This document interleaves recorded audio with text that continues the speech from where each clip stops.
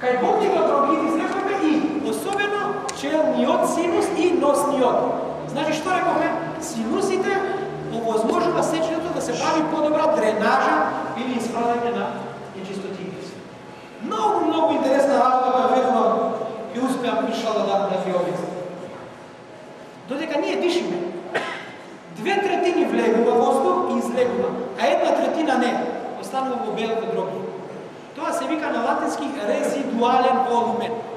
Ако прашате некого, ќе речат, тој резидуален волумен е константно во белите дробје. Само во 2/3 се разменува воздух, а во 1 не.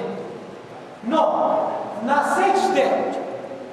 сечде се врши притисок на диафрагмата врши притисок на белите дробови, па и таа 1/3 која тешко може да се размени со воздух, овозможува во сечде да излезе надвор, поточно што? Таа 1/3 која немала многу размена на воздух, сега на сечде ви овозможува што? Да излезе тој нечист воздух, а да влезе што? Друг. А ако прашате, лекар ќе ви каже, што подобра циркулација на воздух во белите дробови, тогаш телото е многу поздраво, бидејќи знаеме дека нашето тело има неопходност од кислород, нели? Верувам дека е јасно што сакам да кажам. Колку е значењето на сечење? Руко и сече се добар третман од повреди на бутот и на карницата. Погодиме на руко, пред да паднеме на сечење. Сигурно имате вежба на надколеницата и на карницата. Особено болните кои имаат проблеми со нозете, намазот може да им овозможи да им го зголеми тонусот на мускулатурата. А ако се зголеми тонусот на мускулатурата, тогаш вашето тело е многу поздраво. И сигурно ако имате проблем со ослабена мускулатура, ако го прашате доктор што, ќе ви рече прави физикална терапија. На сечде се намалува дејството на земјината тежа на абдоминалните органи и така се зголемува циркулација. Што значи, во фаза на сечде, тежината на нашето тело се пренесува на рацете и на што? На колениците. А додека со вака стана целата тежина ми е на ноза. Што значи, кога одиме на сечде, е состојба кога вашиот долен дел, односно мускулите на нозете, се релаксираат.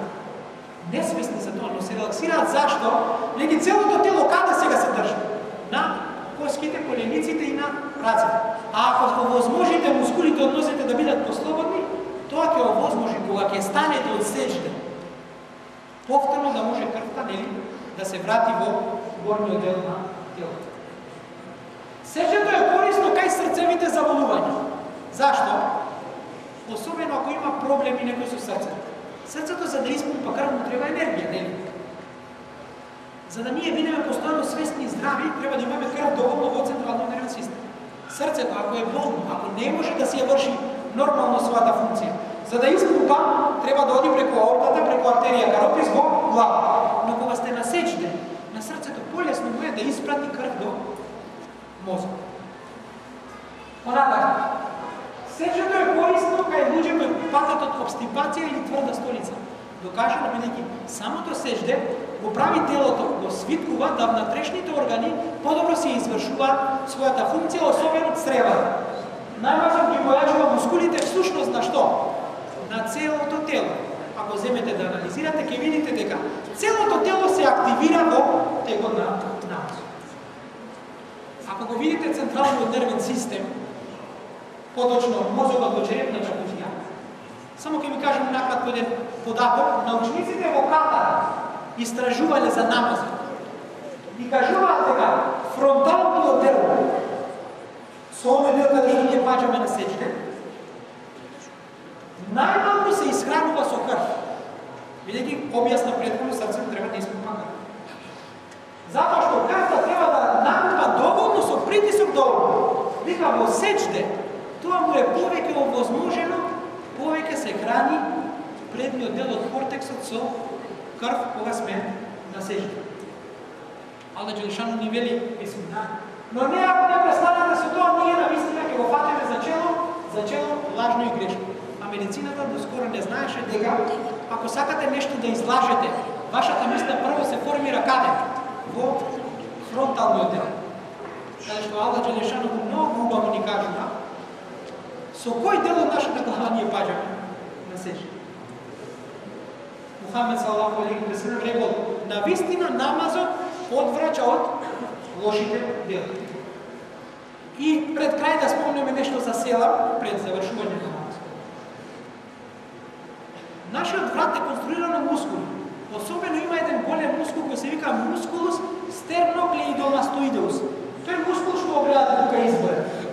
Има голема улога во подпора на целото тело. Кај некои луѓе се случува да имаат погледа, па вратот им седи вака. Затоа што тој мускул има голема улога за држењето на вратот. А што правиме кога намаз? Го истегнуваме што? Левиот мускул. Кога го годиме на него, истегнуваме десно. Постојано ние тоа го правиме и му возможуваме на тој мускул да подобро функционира. Често ни се случува да вратот не ни е баш добро, го правиме нешто вака. И истегнуваме главата затоа што тој мускул бара да се тегне. Аллах Џелешану го така го створи да мора да се тегне. Не случајно Аллах Џелешану ни кажал дека во намазот треба да има сера. Значи, пред самиот крај, Аллах Џелешану вели: и барајте сигурност и во трпеливост и во намаз. Во намазот навистина има значение големо, но само за починетите. Многу јасно, ако не сме починети на Аллах Џелешану, ако не сме денес тука, нема да има ајат, нели? Многу јасно и прецизно. И на крај, а оние кои го занемаруваат намазот.